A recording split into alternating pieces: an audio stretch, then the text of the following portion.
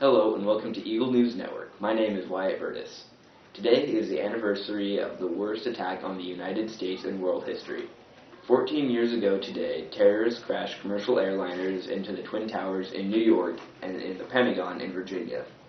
That day was the first attack on U.S. soil since Pearl Harbor 60 years earlier in 1941. The attack put fear into American hearts, but God also put hope. What was it like on that day? Let's find out.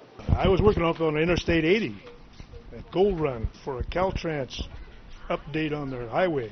Oh, okay. News came over, they shut the job down, we went home early that day. Everybody didn't know exactly what was going to go on.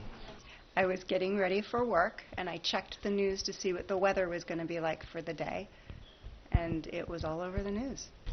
Actually, I was in Palermo. I was in a new place I just moved into in a trailer, and I didn't even have TV yet, and I walked over to my friend's house at the corner, and I started seeing it on the news, and it felt like my whole world was crumbling. It was felt very invaded, and it was just hard to explain, because nothing like that has ever happened where we've been attacked, and it was just felt helpless, you know. My husband and I were at our apartment, the apartment we were first in when we were married.